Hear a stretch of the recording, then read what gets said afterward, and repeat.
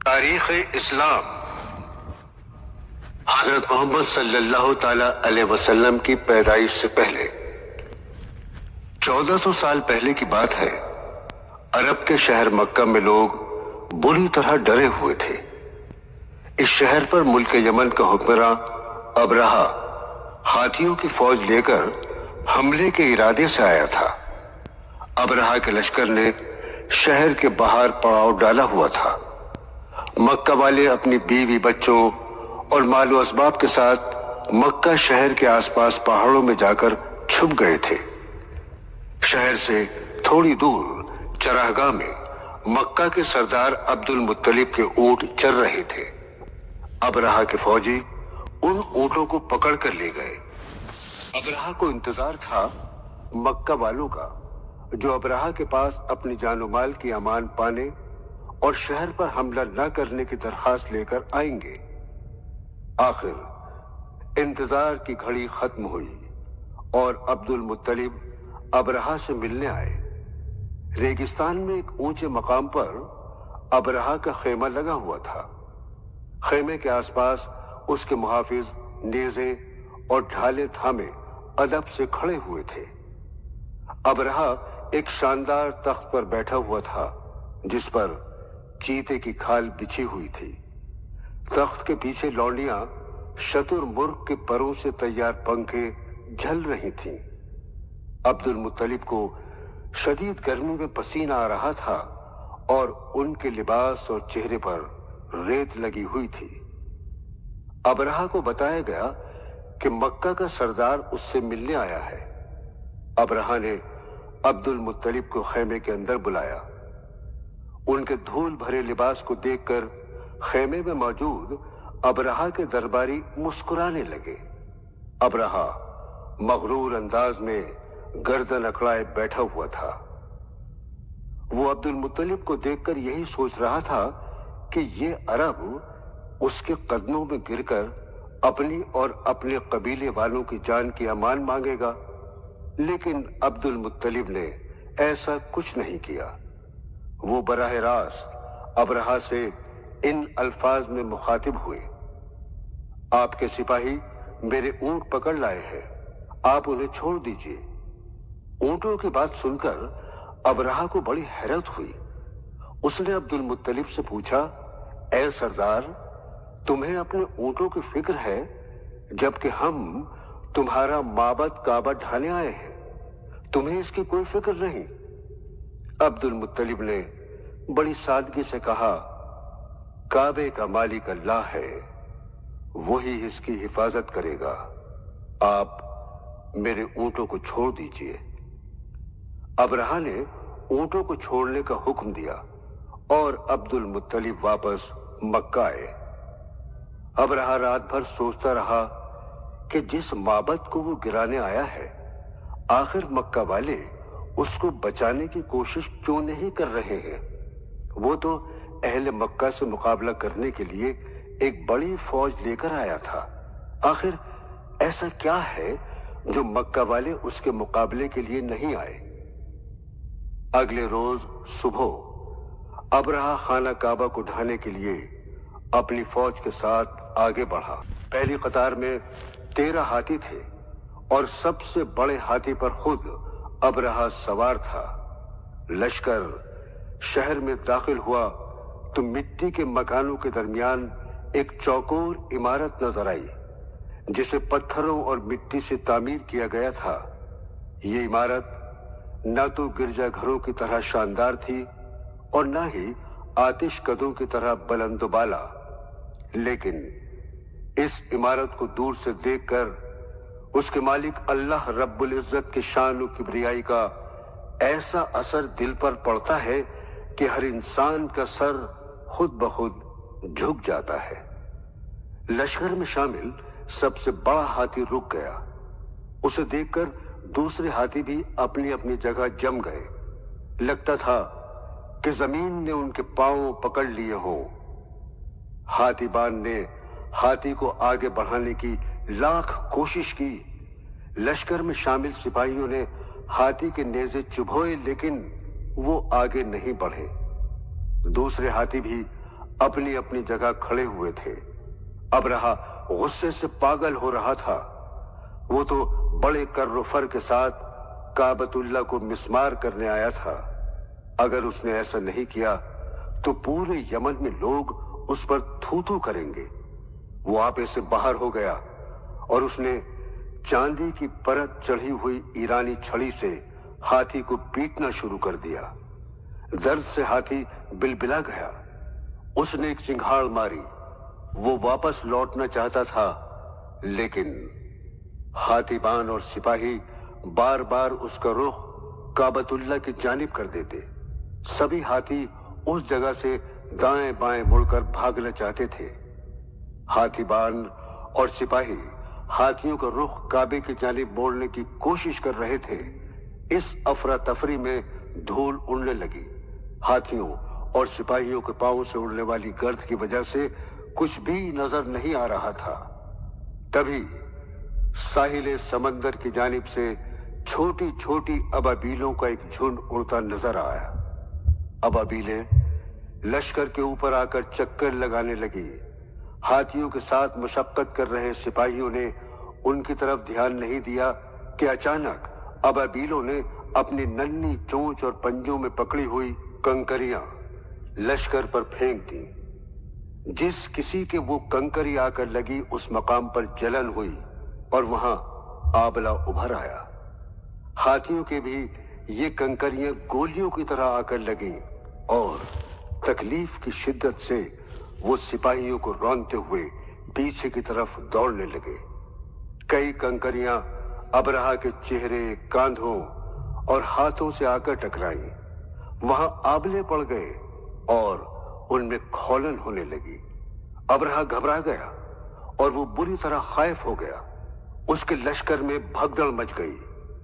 सिपाही और हाथी अपनी अपनी जान बचाने के लिए जाए पनाह तलाश करने लगे। थोड़ी देर में ही आबलों से पीप और खून बहने लगा।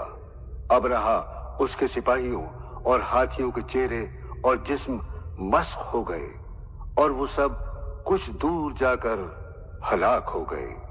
अबरहा के लश्कर की तबाही देखकर अहले मक्का उस साल को आमुल फील हाथी का साल कहने लगे। इस वाक़े के बाद काबतुल्लाह का मकाम और अजमत बढ़ गई। दूर दूर से लोग इसकी जियारत के लिए आने लगे। इस वाक़े के 70 दिन बाद माह रबीउल अव्वल 570 ईस्वी में हमारे नबी हजरत मोहम्मद सल्लल्लाहु ताला अलैहि वसल्लम की पैदाइश हुई। आप सल्लल्लाहु ताला अलैहि वसल्लम जनाब अब्दुल मुत्तलिब के सबसे छोटे फर्जंद जनाब अब्दुल्ला के यहाँ पैदा हुए। आपकी वालिदा का नाम आमिना है। हमारे प्यारे नबी की विलादत से तकरीबन 6 माह कबल आपके वालिद जनाब अब्दुल्ला तिजारत के लिए शाम गए हुए थे। वापस आते हुए रास्ते में बीमार हो गए और बीमारी बढ़ती गई। शहर से दूर उनका इंतकाल हो गया। जनाब अब्दुल मुत्तलिब अपने सबसे छोटे फर्जंद से बहुत मोहब्बत करते थे। उनके इंतकाल की खबर सुनकर बहुत गमगीन हुए। यही हाल मोहतरमा आमना का हुआ, जो उस वक्त हामिला थी और अपने शौहर का बेसब्री से इंतजार कर रही थी।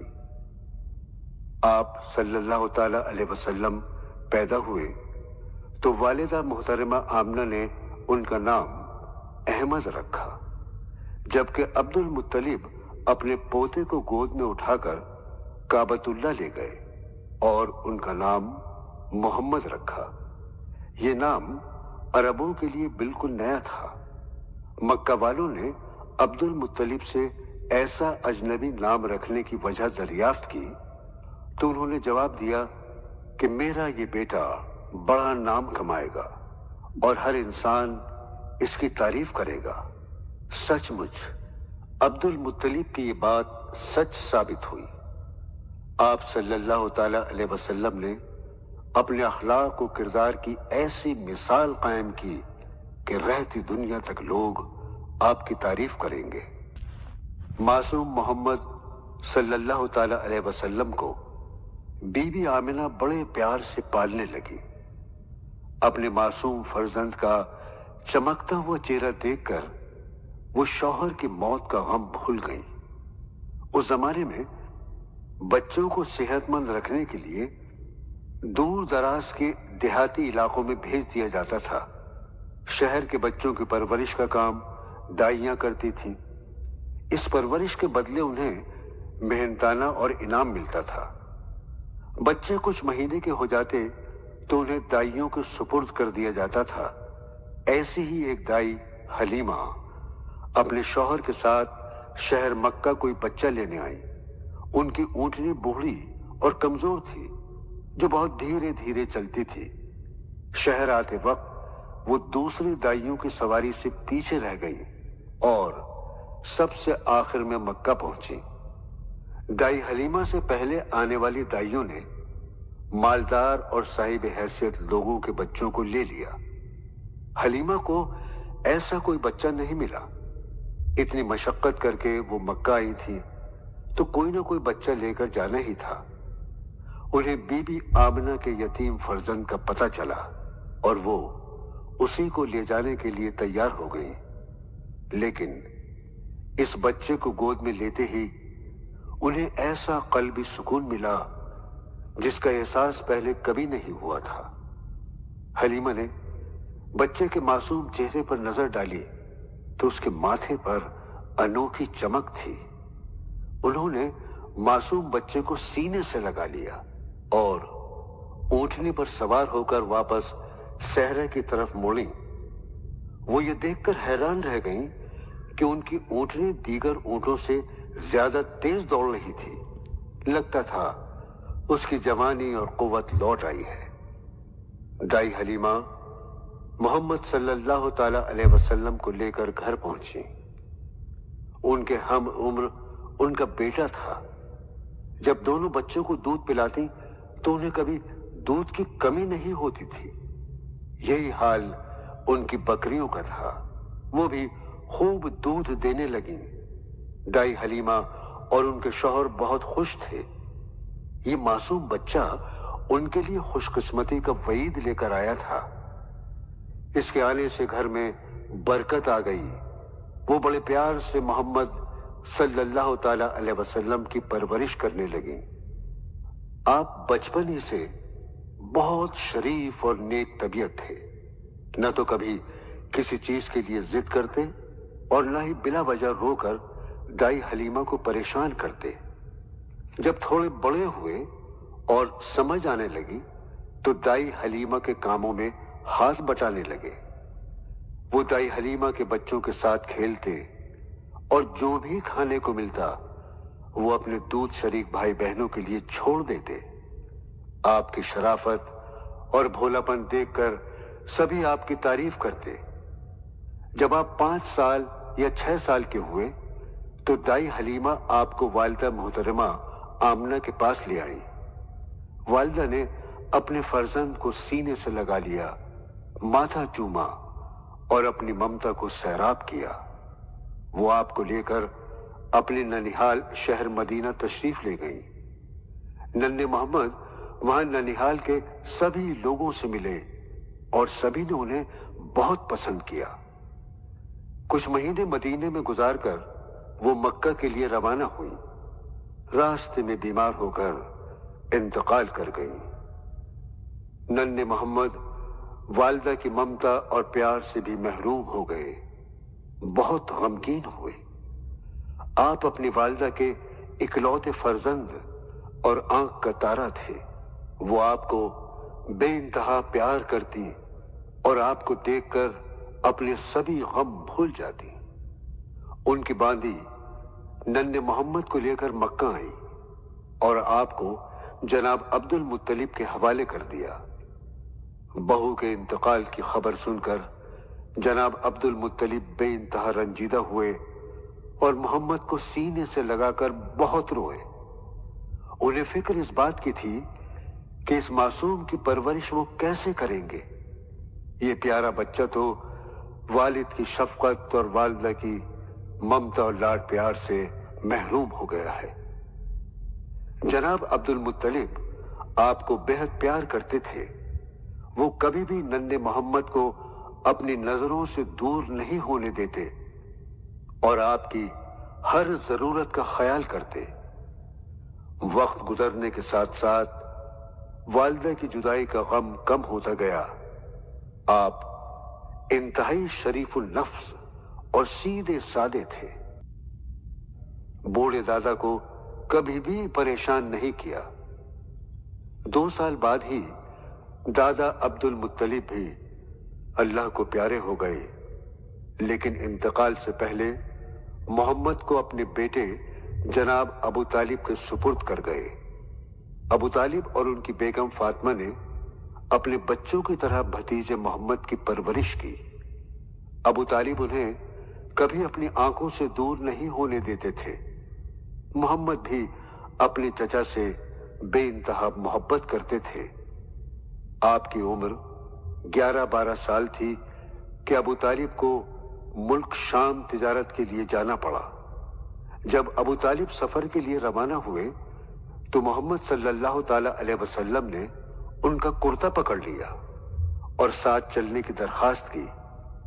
اپنے معصوم بھتیجے کی آنکھوں میں اس قدر پیار دیکھ کر ان کا دل بھر آیا۔ وہ مسکرائے اور محمد کو اپنے ساتھ اونٹ پر بٹھا لیا۔ دن رات ریگستان پار کرتا ہوا یہ قافلہ ملک شام کے باہر ایک بستی میں جا کر ٹھہرا۔ وہاں تھوڑے سے مکان اور ایک خانقاہ تھی جہاں عیسائی راہب یعنی سنیاسی رہتے تھے۔ وہ دن رات اللہ کی عبادت میں مشغول رہتے۔ ابو طالب اور ان کے ساتھی آرام کرنے کے لیے یہاں رکے تھے۔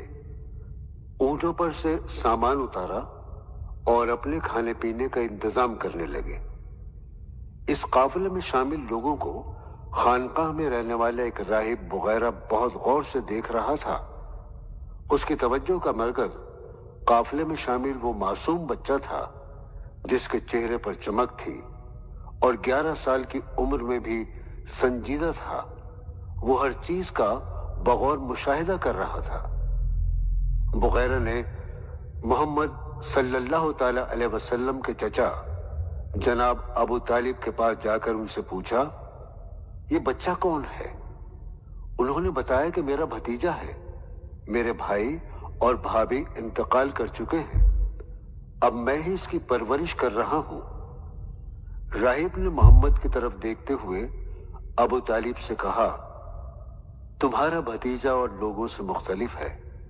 میں نے دیکھا کہ جب تمہارا قافلہ یہاں پہنچا تو آسمان پر بادل کا ایک ٹکڑا اس پر سایہ کیے ہوئے تھا۔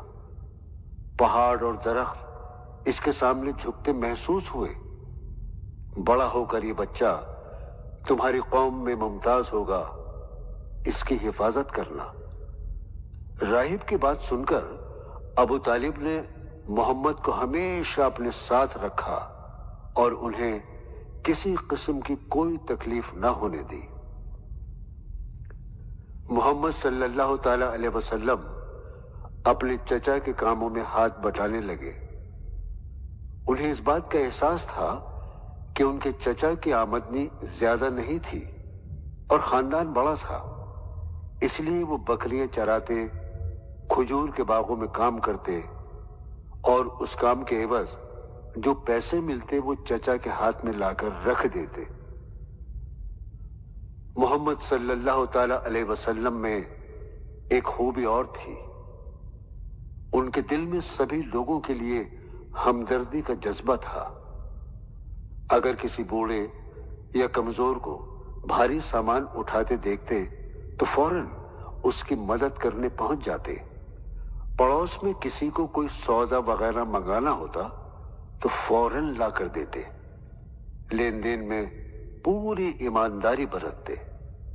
آپ نہ تو کبھی کسی سے ناراض ہوتے، نہ ہی کسی کو ڈانٹتے ڈپٹتے۔ اگر کوئی شہر سے باہر جاتے وقت اپنا کوئی سامان آپ کے پاس رکھوا دیتا تو پوری دیانتداری سے اس کا سامان اس کو واپس لوٹا دیتے۔ آپ نے کبھی بھی برے لوگوں کا ساتھ نہیں لیا۔ آپ کی دوستی ایک نوجوان ابو بکر سے ہو گئی تھی، جو آپ کی طرح ایماندار اور نرم دل تھے۔ محمد صلی اللہ تعالی علیہ وسلم کی انہی خوبیوں کو دیکھ کر مکہ والے آپ کی عزت کرنے لگے۔ وہ آپ کو الصادق الامین یعنی سچا اور امانت کو سنبھال کر رکھنے والا کہنے لگے۔ ایک دن کعبے کی دیواریں سیلاب آنے سے گر گئیں۔ مکہ اور اطراف کے کئی قبائل نے اس کی مرمت کی ذمہ داری لی۔ جب حجر اسود نصب کرنے کا وقت آیا تو ہر قبیلے کے سردار نے اپنے ہاتھ سے اسے نصب کرنے کی خواہش ظاہر کی۔ ہر کسی کی یہی خواہش تھی کہ وہ حجر اسود کو خود نصب کرے۔ اس معاملے پر بحث شروع ہو گئی اور بحث ٹکراؤ میں بدل گئی۔ تلواریں نکل آئیں۔ تبھی کسی سمجھدار شخص نے رائے دی کہ اس طرح لڑنے سے کوئی فائدہ نہیں، بیکار میں خون خرابہ ہوگا۔ ہم کیوں نہ ایسا کریں کہ کل صبح جو شخص سب سے پہلے خانہ کعبہ کے پاس سے گزرے اس سے مشورہ کر لیا جائے کہ حجر اسود کون نصب کرے گا۔ یہ تجویز سبھی کو پسند آئی اور الگ صبح اکٹھے ہو کر انتظار کرنے لگے۔ دور سے کوئی شخص ادھر آتا نظر آیا۔ سبھی کی نظریں اس پر گڑ گئیں۔ جب وہ شخص قریب آیا تو لوگ خوشی سے چیخ اٹھے، ارے یہ تو اپنے الصادق الامین ہیں۔ سبھی محمد صلی اللہ تعالی علیہ وسلم کے آس پاس اکٹھے ہو گئے اور آپ کو حجر اسود نصب کرنے کا معاملہ بتایا۔ آپ نے اس مقام کا جائزہ لیا اور سوچنے لگے۔ تھوڑی دیر بعد آپ نے ایک چادر منگائی اور پھیلا کر اس کے بیچوں بیچ حجر اسود رکھ دیا۔ اس کے بعد آپ نے سبھی قبائل کے سرداروں سے چادر کے کونے تھام کر حجر اسود کو اٹھانے کا مشورہ دیا۔ جب حجر اسود اس مقام تک اٹھ گیا جہاں اسے نصب کرنا تھا تو آپ نے اسے اپنے ہاتھوں سے اٹھا کر نصب کر دیا۔ معاملہ خوش فہمی سے طے ہو گیا تھا اور سبھی نے آپ کی تعریف کی، کیونکہ اب محمد صلی اللہ تعالی علیہ وسلم جوان ہو رہے تھے اور وہ اپنے بوڑھے چچا کے ساتھ تجارت کرنے میں ماہر ہو گئے تھے۔ آپ مکہ سے تجارتی سامان لے کر جاتے اور باہر سے وہ سامان لے کر آتے جس کی مکہ میں ضرورت تھی۔ اس زمانے میں مکہ سے کھجوروں اور چمڑے کی تجارت ہوتی تھی۔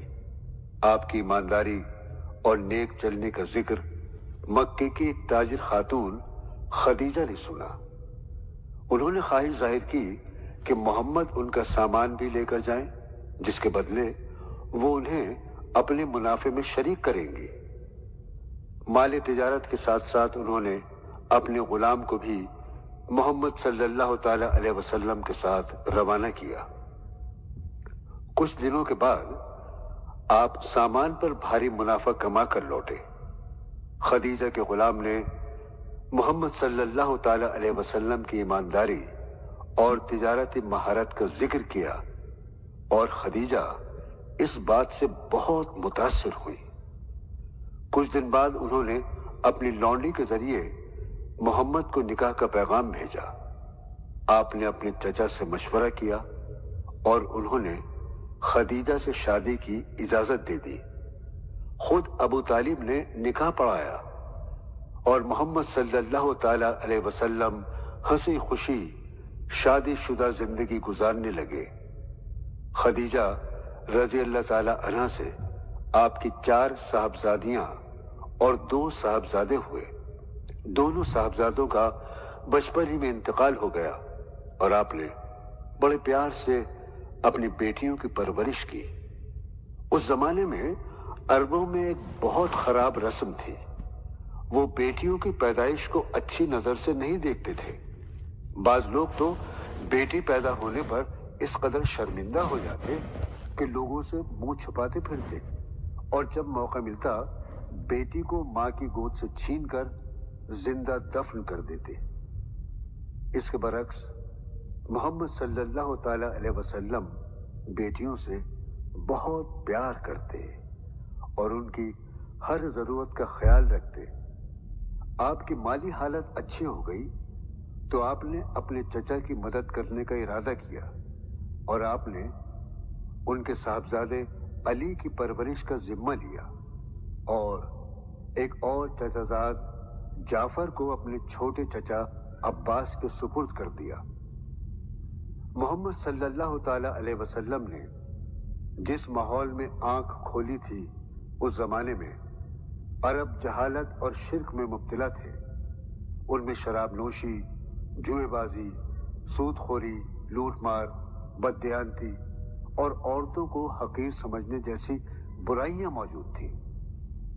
حالانکہ اہل مکہ پیغمبر حضرت اسماعیل کی اولاد میں سے تھے، اس کے باوجود وہ ایک اللہ کی عبادت چھوڑ کر بت پرستی اور شیطانوں کی پوجا میں مبتلا تھے۔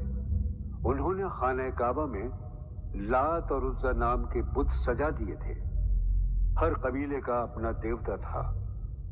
وہ کعبہ میں آ کر عبادت کے نام پر عجیب و غریب حرکتیں کرتے۔ وہ دیوتاؤں کے نام پر جانوروں کی قربانی کرتے، چڑھاوے چڑھاتے اور سجدے کرتے۔ عرب قبائل میں ایک بار کسی بات پر جھگڑا ہو جاتا تو لڑائی سالوں سال چلتی رہتی۔ بعض دفعہ تو کنویں پر پہلے اونٹ کو پانی پلانے پر لڑائی ہو جاتی اور اس قدر خون خرابہ ہوتا کہ منٹوں میں درجنوں افراد قتل کر دیے جاتے، عورتیں بیوہ ہو جاتی اور بچے یتیم ہو جاتے۔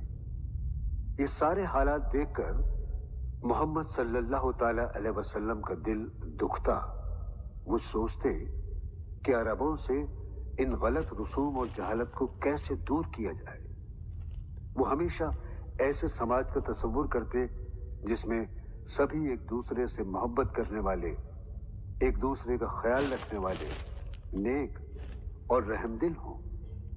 جب بھی انہیں انسانوں میں عدم مساوات، لڑائی جھگڑے اور بے انصافی کا خیال آتا تو ان کا دل بے چین ہو جاتا اور وہ ان برائیوں کو ختم کرنے کی ترکیبیں سوچتے۔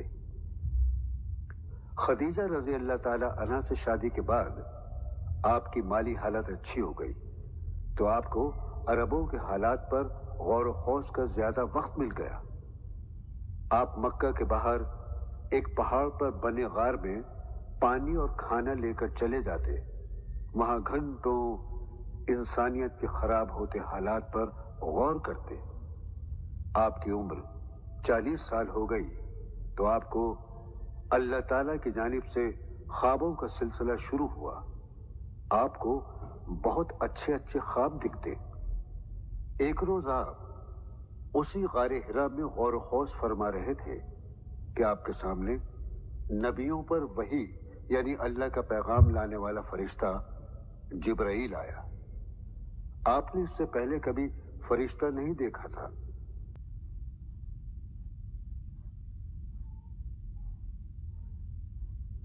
فطرت انسانی کے مطابق آپ فرشتے کو دیکھ کر گھبرا گئے۔ فرشتے نے آپ کے پاس آ کر کہا، اقرا یعنی پڑھو۔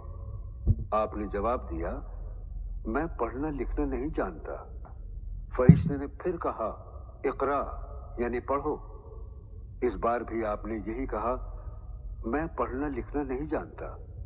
کئی مرتبہ جبرائیل علیہ السلام نے یہی کہا اور آپ نے یہی جواب دیا، میں پڑھنا لکھنا نہیں جانتا۔ جبرائیل علیہ السلام قریب آئے اور آپ نے آپ کا سینہ اپنے سینے سے لگا کر بھینچا۔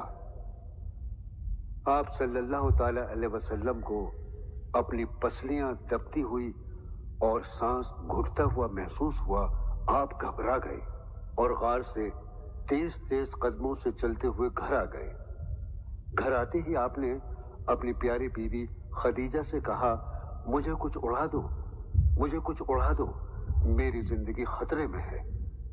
خدیجہ رضی اللہ تعالی عنہا نے آپ کو کمبل دیتے ہوئے کہا، اللہ کی قسم آپ کو کوئی نقصان نہیں پہنچا سکتا کیونکہ آپ کمزوروں کا خیال رکھتے ہیں اور رشتہ داروں کے حقوق ادا کرتے ہیں۔ آپ کمبل لپیٹ کر لیٹے رہے۔ جب آپ کی حالت کچھ درست ہوئی تو خدیجہ آپ کو اپنے چچا زاد ورقہ بن نوفل کے پاس لے گئی جو عیسائی تھے اور حضرت عیسیٰ علیہ السلام پر نازل ہونے والی آسمانی کتاب انجیل کے عالم تھے۔ محمد صلی اللہ تعالی علیہ وسلم نے انہیں غار میں پیش آنے والا واقعہ سنایا۔ ورقہ نے آپ کو بتایا کہ آپ کے پاس جو مخلوق آئی تھی وہ نبیوں تک اللہ کا پیغام لانے والا فرشتہ جبرائیل ہے۔ آپ اپنی قوم کی اصلاح کے لیے نبی بنا کر بھیجے گئے ہیں، لیکن قوم آپ کی مخالفت کرے گی اور آپ کو شہر سے نکال دے گی۔ کاش میں صحت مند اور جوان ہوتا تو آپ کی مدد کرتا۔ یہ بات سن کر محمد صلی اللہ تعالی علیہ وسلم کو تعجب ہوا کہ قوم انہیں شہر سے نکال دے گی۔ کچھ عرصے بعد دوبارہ وحی کا سلسلہ شروع ہوا۔ اللہ تعالیٰ نے آپ کو اپنی عبادت کرنے اور نیکی پھیلانے کا حکم دیا۔ اکثر آپ کو فرشتہ آسمانوں اور افق پر نظر آتا اور وہ آپ سے کہتا کہ آپ اللہ کے رسول ہیں۔ آپ کی نبوت کا سن کر سب سے پہلے آپ کی اہلیہ حضرت خدیجہ ایمان لائیں۔ مردوں میں آپ کے دوست ابو بکر اور بچوں میں حضرت علی اور لڑکوں میں حضرت زید ایمان لائے۔ آپ نے سب سے پہلے اپنے دوستوں اور رشتہ داروں کو ایمان کی دعوت دی۔ ایک روز آپ نے اپنے رشتہ داروں کو کھانے پر بلایا۔ کھانے کے بعد آپ نے ایک اللہ کی عبادت اور شرک و گناہوں کے بارے میں بتایا۔ آپ کے رشتہ داروں کے لیے یہ باتیں بالکل نئی تھیں۔ سب خاموش رہے، کسی نے آپ پر ایمان لانے کی بات نہیں کی۔ صرف علی رضی اللہ تعالیٰ عنہ جو اس وقت 8 سال کے تھے کھڑے ہوئے اور اپنے ایمان کا اظہار کیا۔ آپ کے عزیز دوست حضرت ابو بکر رضی اللہ تعالیٰ عنہ نے اپنے قریبی دوستوں کو اسلام کی دعوت دی اور حضرت عثمان رضی اللہ تعالیٰ عنہ سمیت کئی لوگوں کو مسلمان کر لیا۔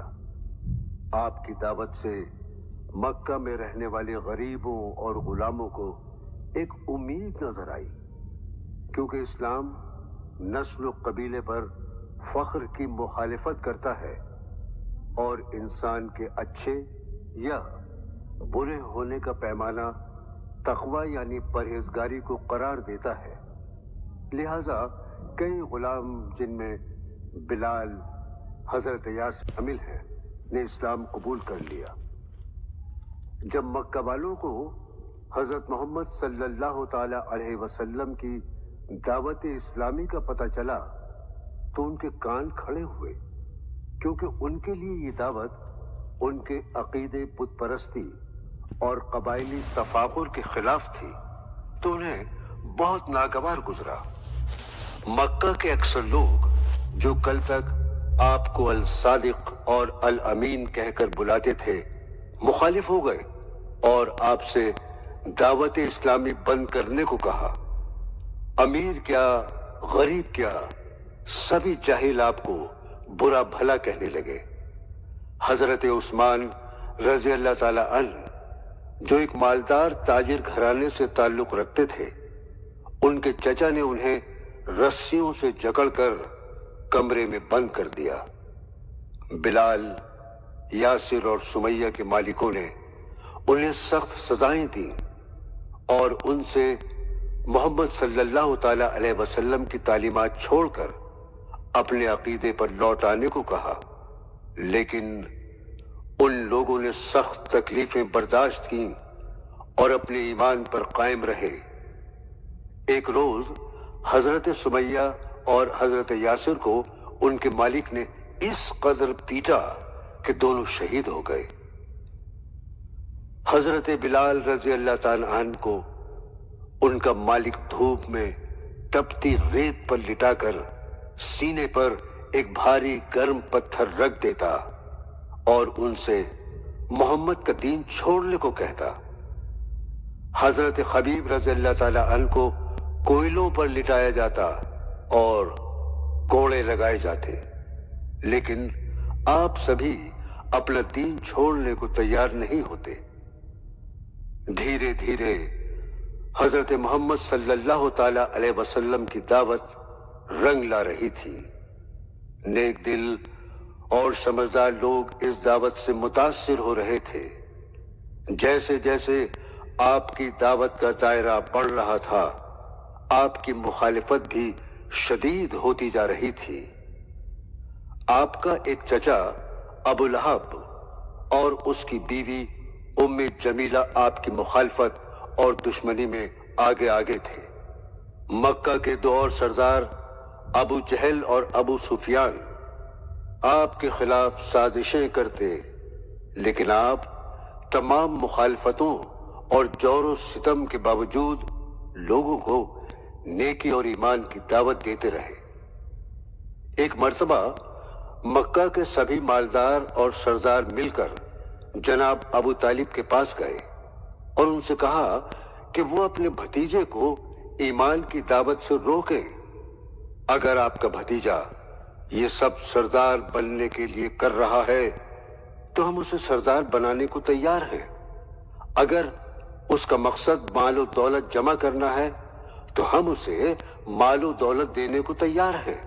साथ ही खूबसूरत तरीन औरत से उसकी शादी भी करवा देंगे। जनाब अबू तालिब ने हजरत मोहम्मद सल्लल्लाहु ताला अलैहि वसल्लम को बुलाकर कहा, प्यारे भतीजे, अब मैं बोहड़ा हो चुका हूं। पूरा मक्का तुम्हारे खिलाफ है। तुम मुझ पर इतना बोझ मत डालो जिसे मैं बर्दाश्त न कर सकूं। मोहम्मद सल्लल्लाहु ताला अलैहि वसल्लम की आंखें छलक आई और आपने कहा, ऐ प्यारे चचा, अगर अहले मक्का मेरे एक हाथ में सूरज और दूसरे में चांद भी लाकर रखते तो मैं अपनी दावत छोड़ने को तैयार नहीं। ये जवाब सुनकर जनाब अबू तालिब बोले, जाओ भतीजे, अपना काम करते रहो। इसके बाद मक्का वालों ने एक और फैसला किया। उन्होंने सभी के लिए यह हुक्म जारी किया कि कोई भी कुरैश से किसी किस्म का लेन देन नहीं करेगा, न ही उनसे शादी करेगा। कुरैश को किसी तकरीब में नहीं बुलाया जाएगा। आपकी बेटी अबू जहल के लड़के से ब्याही हुई थी। उसने आपको तकलीफ देने के लिए आपकी बेटी को तलाक दिलवा दी। सभी ने कुरैश से ताल्लुकात खत्म कर लिए। ये फैसला कुरैश के लिए बहुत सख्त था। कुरैश को सख्त परेशानियों का सामना करना पड़ा। समाजी बाइकाट के सबब उनके पास खाना पीना भी खत्म होने लगा। रातों को उनके बच्चे भूख से तड़प कर रोते। कुरैश कबीले के लोग दरख्तों की पत्तियां खाकर या चमड़े को पानी में उबाल कर पीते और अपना गुजारा करते। अबू जहल और अबू लहब इस बात की निगरानी रखते कि कोई कुरैश को खाने पीने का सामान न पहुंचाए। आप सल्लल्लाहु ताला अलैहि वसल्लम के पाए इस्तिक़लाल में जरा भी जुम्बिश नहीं आई। जब आप मक्का वालों से परेशान हो गए तो आप सल्लल्लाहु ताला अलैहि वसल्लम ने हज के मौके पर बाहर से आने वाले लोगों के सामने ईमान की दावत पेश करनी शुरू कर दी। मदीना से आने वाले एक वफ्द के लोगों ने खुशी खुशी आपकी दावत कबूल कर ली और उन्होंने वापस मदीना जाकर अपने रिश्तेदारों और दोस्तों के सामने इस्लामी तालीमात पेश की। दरअसल अहले मदीना अपने पड़ोसी यहूदियों से सुनते आए थे कि अनकरीब जजीरा अरब में एक नबी आने वाले हैं जो लोगों को भलाई की तालीम देंगे और बुराई से रोकेंगे। अहले मदीना ने बगौर आपकी तालीमात को सुना और आपकी जिंदगी के हालात जानकर اسلام قبول کرنا شروع کر دیا۔ اگلے سال حج کے موقع پر مدینہ سے اور لوگ مکہ آئے اور آپ پر ایمان لائے۔ اس طرح مدینہ میں مسلمانوں کی تعداد بڑھنے لگی۔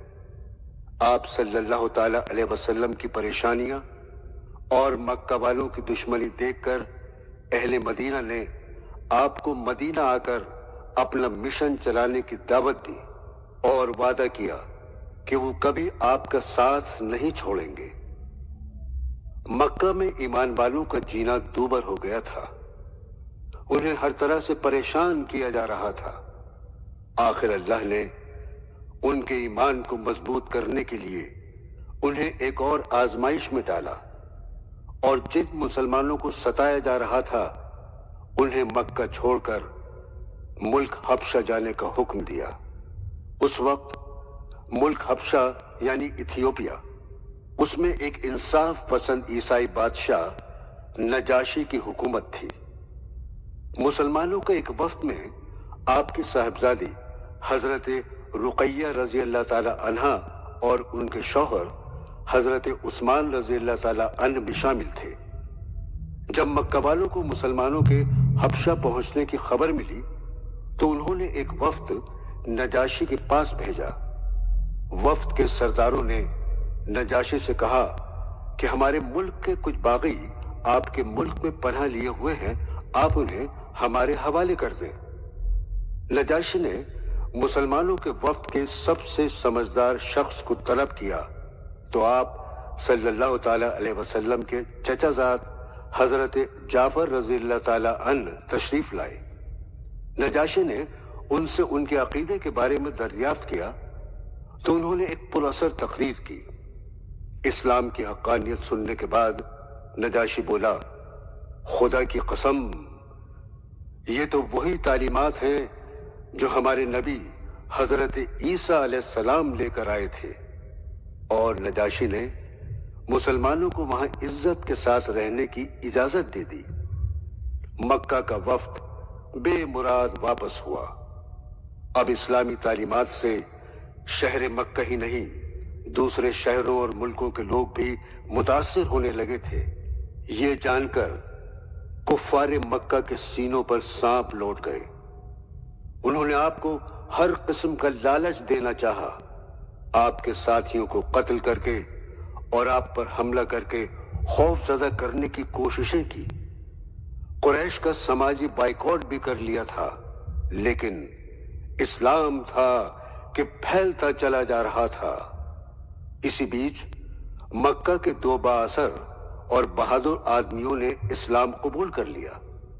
ان میں ایک محمد صلی اللہ تعالی علیہ وسلم کے چچا حضرت حمزہ رضی اللہ تعالی عنہ اور دوسرے حضرت عمر رضی اللہ تعالی عنہ تھے۔ ان دونوں کے اسلام قبول کرنے سے مسلمانوں کو یہ فائدہ ہوا کہ وہ اب چھپ کر نہیں، سب کے سامنے کعبۃ اللہ کی عبادت کرنے لگے۔ دریں اثنا آپ کی پیاری اہلیہ حضرت خدیجہ رضی اللہ تعالی عنہا اور چچا جناب ابو طالب انتقال کر گئے۔ جب تک جناب ابو طالب زندہ رہے تو کفار مکہ کی اتنی ہمت نہیں ہوئی کہ آپ کو جانی نقصان پہنچا سکیں۔ چنانچہ 622 عیسوی میں کفار مکہ نے آپ کو قتل کرنے کا پلان بنایا۔ ہر قبیلے سے ایک نوجوان منتخب کیا گیا۔ اس سے فائدہ یہ تھا کہ رسول اللہ کے قتل کی سازش میں ملوث اتنے لوگوں سے قریش ایک ساتھ بدلہ نہیں لے سکتے تھے۔ اللہ تعالیٰ نے محمد صلی اللہ تعالی علیہ وسلم کو اس سازش کی خبر دے دی اور آپ نے مکہ سے ہجرت کرنے کا ارادہ کیا۔ آپ نے اپنے بستر پر حضرت علی کو لٹایا اور اپنے سب سے پکے دوست ابو بکر کو ساتھ لے کر رات کے اندھیرے میں روانہ ہو گئے۔ قاتل آپ کے گھر میں جھانک جھانک کر دل کو تسلی دیتے رہے کہ آپ بستر پر سوئے ہوئے ہیں۔ آدھی رات گزرنے پر قاتل اچانک नंगी तलवारें लेकर घर में दाखिल हुए। उन्होंने लेटे हुए शख्स से चादर हटाई तो हजरत अली वहां लेटे हुए थे। कातिल आप सल्लल्लाहु ताला अलैहि वसल्लम की तलाश में इधर उधर दौड़े, लेकिन आपका कहीं पता नहीं चला। जब कुफ्फारे मक्का को पता चला कि आप शहर में नहीं हैं, तो उन्होंने आपको गिरफ्तार करने वाले के लिए 100 ऊंटों का इनाम रखा। इनाम के लालच में लोग आपकी तलाश में निकले, लेकिन आपको ढूंढ न सके। मक्का से निकलकर मदीना जाने को हिजरत कहा जाता है। यह हिजरत 622 ईस्वी में हुई और इसी वाक़े को बाद में खलीफा दोम हजरत उमर रजी अल्लाह ताला अन्हु के जमाने में सन हिजरी यानी इस्लामी साल करार दिया। कुफार मक्का से बचने के लिए आप सल्लल्लाहु ताला अलैहि वसल्लम ने 3 दिन एक पहाड़ के गार में पनाह ली, जिसे गारे सौर कहते हैं। कई लोग आपकी तलाश में पहाड़ों और रेगिस्तान की खाक छानते रहे, लेकिन आप तक नहीं पहुंच सके। 3 दिन आपने उस गार में गुजारे। इसके बाद एक लंबे रास्ते से आप मदीना पहुंचे। आपके कई सहाबी पहले ही मदीना मुनव्वरा पहुंच चुके थे और बेसब्री से आपके मुंतजिर थे। मदीना से पहले एक बस्ती है जिसका नाम क़बा है। आप जब वहां पहुंचे तो आपने अपने साथियों के साथ मिलकर एक मस्जिद तामीर की और यहां पहली मर्तबा नमाज जुमा पढ़ाई। आपके मदीना पहुंचने पर मुसलमानों ने खुशी मनाई और आपकी ऊंटनी हजरत अबू अय्यूब अंसारी के घर के सामने आकर रुक गई। आप 6 महीने हजरत अबू अय्यूब अंसारी के मेहमान बनकर रहे। इसी बीच एक जगह खरीद कर वहां मस्जिद की तामीर शुरू की गई। उस मस्जिद को मिट्टी की सुखाई हुई ईंटों और खजूर की लकड़ी और पत्तियों से तामीर किया गया। आप मस्जिद की तामीर में खुद शरीक हुए। मस्जिद से मुत्तसिल कुछ हुजरे भी तामीर किए गए, जहां आपने अपने खानदान के साथ क़याम किया। आप सल्लल्लाहु ताला अलैहि वसल्लम ने मदीने आकर सबसे पहले वहां के दोनों कबीलों औस और खसरज के बीच बरसों से जारी दुश्मनी खत्म कराई और उनमें मोहब्बत पैदा की। इसके अलावा मक्का से आपके जो साथी बेसरो सामान आए थे, उनमें से हर एक को मदीना के किसी शख्स का भाई बना दिया। अहले मदीना अपने इन भाइयों की हर तरह मदद करते और उन्हें अपने घरों और तिजारत में शरीक किया, लेकिन अक्सर अहले मक्का ने खुद काम करके अपना खर्च चलाने का फैसला किया। मदीना वालों को इस हमदर्दी और खुलूस को देखते हुए आपने उन्हें अंसारी यानी मदद करने वाले का नाम दिया।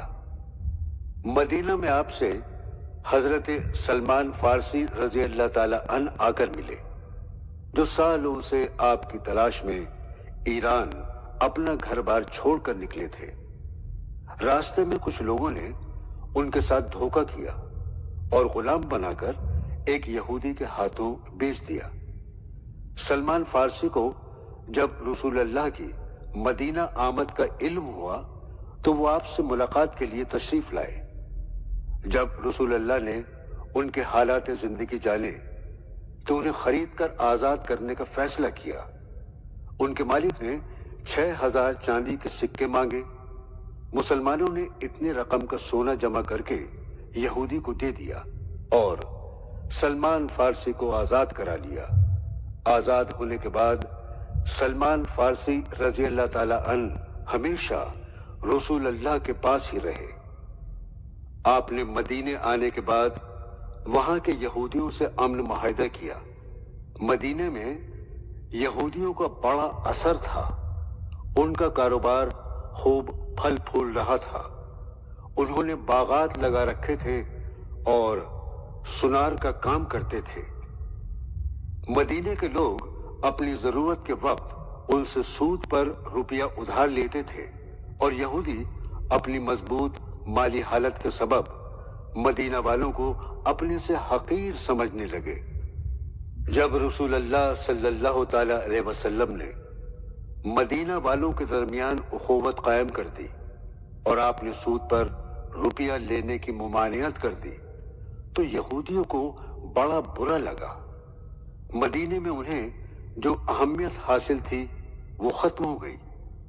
दूसरे, वो ये तसव्वुर किए बैठे थे कि जो नबी आने वाला है वो उनमें से होगा, हालांकि रसूलुल्लाह सल्लल्लाहु ताला अलैहि वसल्लम के बारे में पेशनगोई उनकी मजहबी किताब में दर्ज थी।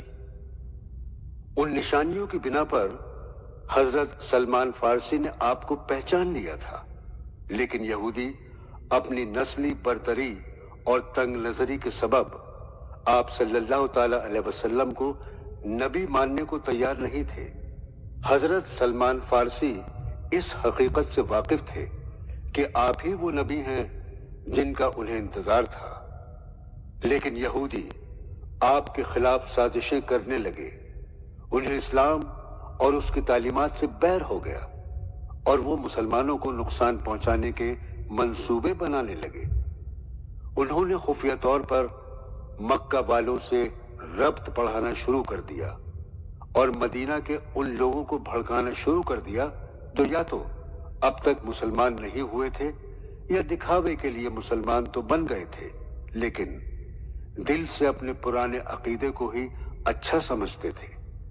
ऐसे लोगों को मुनाफिक कहा जाता है। ये सब जानते हुए भी हमारे नबी सल्लल्लाहु ताला अलैहि वसल्लम मदीना में अमन चाहते थे। उनकी ख्वाहिश थी कि मदीना अमन का शहर बने और यहाँ किसी भी शख्स को चाहे उसका अकीदा कुछ भी हो कोई तकलीफ ना पहुंचे, उसका अकीदा कुछ भी हो कोई तकलीफ ना पहुंचे। जब कुफ्फारे मक्का को पता चला कि मुसलमान मदीना जाकर सुकून की जिंदगी बसर कर रहे हैं और वहां इस्लाम तेजी से फैल रहा है, तो वो हसद की आग में जलने लगे। उन्होंने मुसलमानों को नेस्त नाबूद तबाह व बर्बाद करने का फैसला किया। उन्हें पूरी उम्मीद थी अगर वो मदीना पर हमला कर दें तो वहां के मुनाफिकीन और यहूदी उनका साथ देंगे और वो आसानी से मुसलमानों को हराकर इस्लाम का नाम और उसका निशान मिटा देंगे। उन्होंने मदीने पर हमला करने की तैयारियां शुरू कर दी। जंगे बदर रमजान की 19 तारीख 16 मार्च सन 624 ईस्वी में मक्का वाले 1000 ऊंटों और घोड़ों पर सवार होकर मदीने की जानिब रवाना हुए। रसूल अल्लाह के चचा हजरत अब्बास रजी अल्लाह ताला अन्हु और कई हमदर्द मक्का में मौजूद थे। उन्होंने आपको उनकी तैयारियों की इत्तला दी। आपने भी दिफाई जंग लड़ने का फैसला किया। आपने लड़ने के काबिल अफराद को जमा किया तो 1000 अफराद और सिर्फ 2 घोड़े लड़ाई के लिए तैयार थे। उनमें भी 700 मुनाफिकीन ने ऐन लड़ाई से कबल मैदान जंग छोड़ दिया, क्योंकि उनका सरदार अबी बिन खल्फ जो मदीना का बादशाह बनने का ख्वाब देख रहा था, रसूल अल्लाह के मदीने आने के सबब इस ख्वाब को शर्मिंदा ताबीर न कर सका और आपसे दिल ही दिल में हसद करने लगा। उसने इस मौके को गनीमत समझा और वक्त पर रसूल अल्लाह के साथ धोखा किया। अब मैदान जंग में सिर्फ 313 अफराद बचे थे। मदीना से 80 मील दूर मुसलमानों और कुफ्फारे मक्का के दरमियान जबरदस्त जंग हुई। इस जंग में मुसलमानों ने कम सामानी के बावजूद बड़ी बहादुरी से मुकाबला किया और कुफ्फार को शिकस्त दी। अबू जहल और कई सरदार जंग में मारे गए। वो 70 आदमियों की लाशें मैदान में छोड़कर भागे। तकरीबन उतने ही अफराद गिरफ्तार हुए। लड़ाई में 14 मुसलमान भी शहीद हुए। इस जंग को इस्लामी तारीख में खास अहमियत हासिल है, क्योंकि लड़ाई ने यह फैसला कर दिया کہ مسلمان کمزور نہیں ہیں اور وہ جذبہ ایمانی کے ساتھ بڑے سے بڑے دشمن سے مقابلہ کر سکتے ہیں۔ اس فتح کے بعد آپ نے ان یہودیوں کی خبر لی جو مسلمانوں کے خلاف اندرونی سازشوں میں شریک تھے۔ یہودیوں نے امن سمجھوتا کر لیا۔ مدینہ آنے کے بعد رمضان کے روزے فرض ہوئے اور مسلمانوں کو خانہ کعبہ کی سمت نماز ادا کرنے کا حکم ملا۔ جنگ احد۔ ہارے ہوئے کفار مکہ اپنے مقتولین کا بدلہ لینے کے لیے فیصلہ کن ہوئے۔ کفار نے اپنے تجارتی مال میں سے ایک حصہ اچھے سے اچھے ہتھیار اور گھوڑے خریدنے کے لیے دیا۔ مکہ والوں نے آس پاس کے مشرک قبیلوں سے معاہدے کر کے آدمیوں کو جمع کیا اور اگلے سال 625 عیسوی میں 10,000 افراد کی مضبوط فوج لے کر مدینے پر حملے کے لیے روانہ ہوئے۔ مدینے کے شمال میں احد پہاڑ کے قریب انہوں نے خیمے لگائے، اس لیے اس جنگ کو غزوہ احد کا نام دیا گیا۔ رسول اللہ صلی اللہ تعالی علیہ وسلم نے تیر اندازوں کے ایک دستے کو اس مقام پر تعینات کیا جہاں سے کفار مکہ پلٹ کر مسلمانوں پر حملہ کر سکتے تھے۔ آپ نے انہیں سخت ہدایت دی کہ اس مقام کو کسی حالت میں نہ چھوڑیں۔ اس بار مسلمان فوج کی تعداد 700 تھی۔ جنگ شروع ہوئی تو مسلمان اسی جذبے کے ساتھ لڑے اور تھوڑی دیر میں ہی دشمن کے پاؤں اکھڑتے محسوس ہوئے۔ مسلمان بڑی شدت سے کفار پر حملے کر رہے تھے۔ کفار پیچھے ہٹنے لگے۔ پہاڑی کے کنارے پر تعینات تیر اندازوں نے سمجھا کہ کفار کو شکست ہی ہونے والی ہے، کیوں نہ وہ بھی میدان میں جا کر انہیں نمٹائیں۔ ان کے افسر نے انہیں بہت سمجھایا کہ ہمیں اس مقام سے نہیں ہٹنے کا حکم دیا گیا ہے، تم اس مقام کو مت چھوڑو، لیکن جوش و خروش سے بھرے تیر اندازوں نے ان کی ایک نہ سنی۔ رسول اللہ کے حکم اور اپنے افسر کی بات نہ ماننے کا خمیازہ مسلمانوں کو بھگتنا پڑا۔ میدان جنگ سے بھاگتے کفار کے ایک فوجی افسر خالد بن ولید کی نظر اس خالی مقام پر پڑی۔ وہ اپنے گھڑ سوار ساتھیوں کے ساتھ اس مقام پر پہنچ گئے۔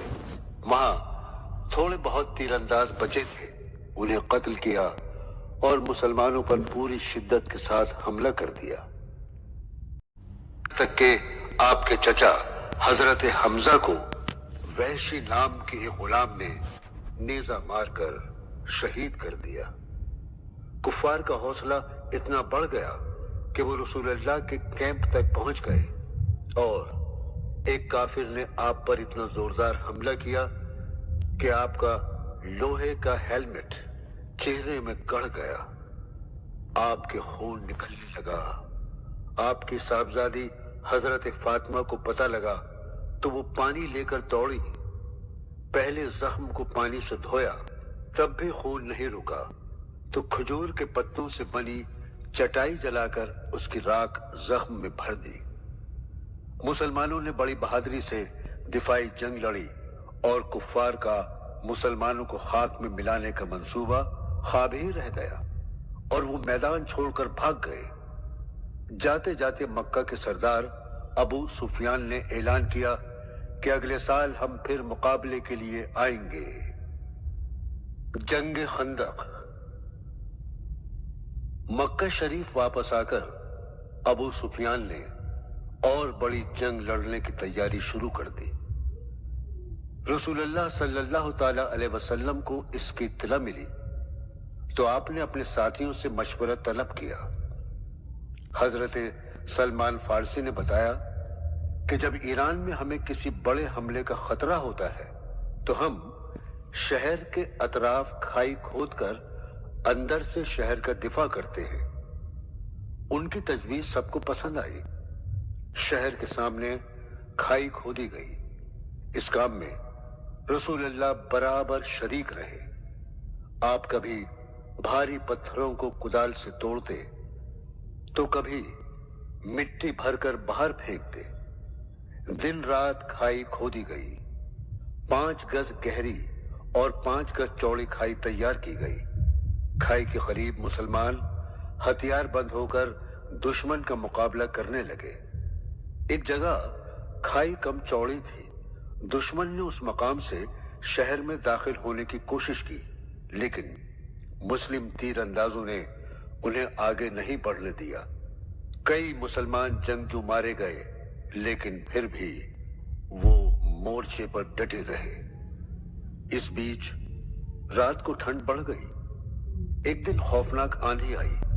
कुफारे मक्का के खेमे उखड़ गए, खाने के बर्तन उलट गए और कई घोड़े रस्सियां तोड़कर भाग गए। आंधी ने उन पर इस कदर खौफ तारी कर दिया कि उनमें मजीद मुकाबला करने की सकत न रही। कुरैश ने अपने तमाम वसाइल जमा करके मुसलमानों से 3 जंगें लड़ी थीं। उनकी हर चाल और तदबीर नाकाम हो गई थी। आखिरकार उन्होंने नाकाम वापस लौटने में ही आफियत समझी।